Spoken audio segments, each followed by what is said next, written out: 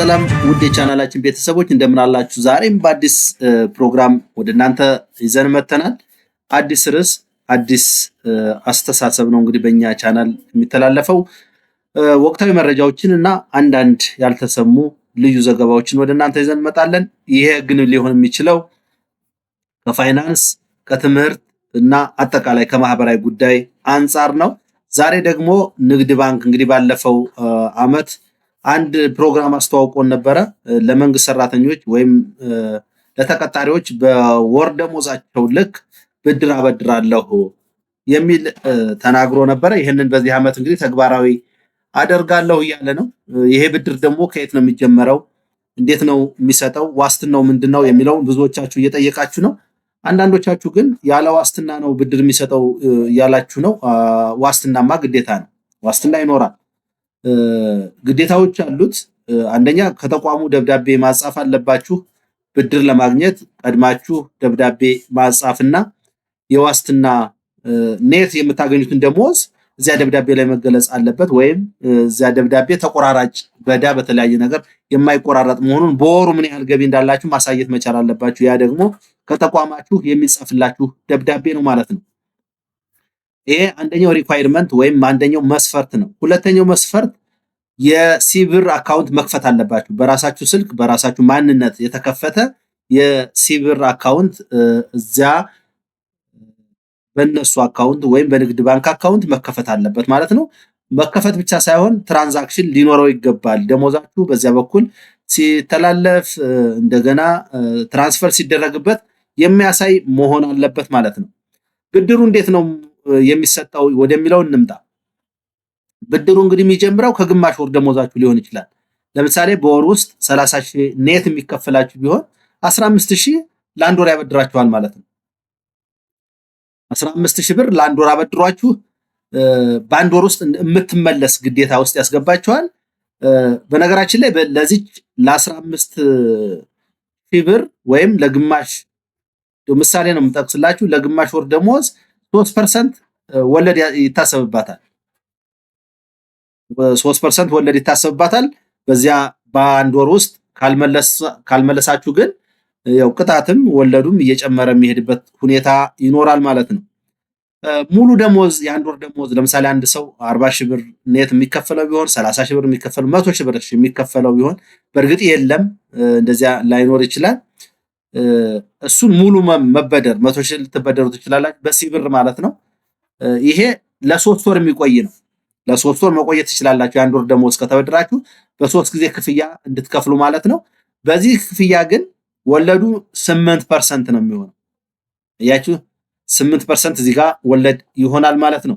ሌላ የሁለት ወር ደሞዛችሁን ብትበደሩ ምን ያህል ወለድ ይጠይቃችኋል? ምን ያህል ወራት ሲቆይላችኋል ነው። የሁለት ወር ደሞዛችሁን ከንግድ ባንክ ስትበደሩ ለ6 ወር ክፍያችሁን እንድትጨርሱ ቅድመ ሁኔታ ይሰጣችኋል። ወለዱ ግን 14% ወለድ እንዲታሰብባችሁ ነው የሚደረገው። ለ6 ወር ይቆያል እየከፈላችሁ በየወሩ ማለት ነው። ግን 14% የተበደራችሁትን ብር ወለድ ትከፍላላችሁ ማለት ነው። የ3 ወር ብትበደሩ ምን ያህል ወራት ይፈጅባችኋል? ምን ያህል ወለድ ሳለው ለሚለው 3 ወር ደሞዛችሁን ከንግድ ባንክ ስትበደሩ 9 ወር ውስጥ ሰርታችሁ መመለስ አለባችሁ፣ ወይም በ9 ወራት ውስጥ መመለስ አለበት። ወለዱ ደግሞ 17% የሚታሰብ ይሆናል ማለት ነው። ሌላው የ4 ወር ደሞዝ ብትበደሩ ለአንድ ዓመት የሚቆይ ነው፣ ወይም ለ12 ወራት ይቆያል ማለት ነው። ወለዱ 20% ነው። ስለዚህ እነዚህ የክፍያ ወይም የብድር ሞዳሊቲ ንግድ ባንክ አዘጋጅቷል ማለት ነው።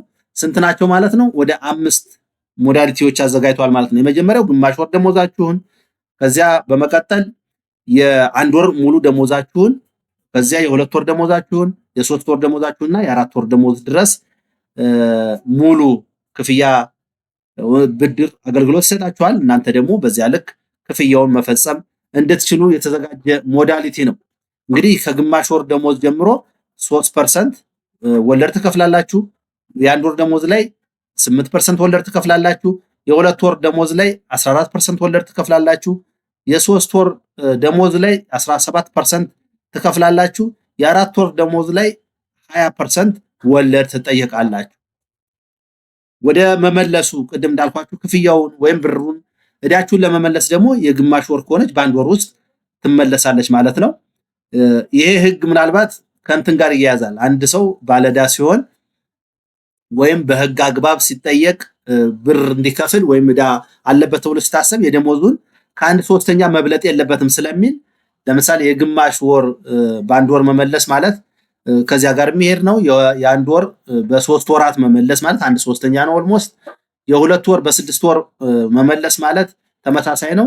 የ3 ወር ደሞዛችሁን በ9 ወር መልሱ ማለት አንድ ሶስተኛውን በየወሩ እየከፈላችሁ እንደማለት ነው።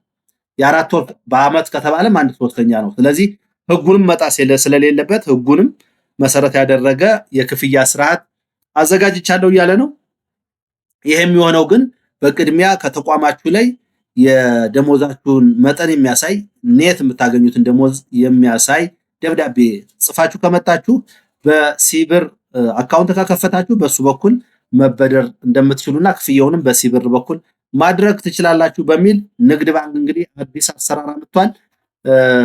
ለእውነት አንዳንድ ያጋጥማል ሰው ነውና ችግሮች ሲያጋጥሙ በዚህ መልኩ መበደር የምትችሉ መሆኑን ለመግለጽ ያህል ነው። እንግዲህ እኛም ከንግድ ባንክ ያገኘናቸው መረጃዎች ነበሩ። አብራችሁን ስለሆናችሁ ስለተከታተላችሁን እያመሰገንን ጥያቄዎች፣ አስተያየቶች ካሉ ኮሜንት ላይ አስቀምጡልን። ለዛሬ የነበረን መረጃ ይህንን ይመስላል። መልካም ጊዜ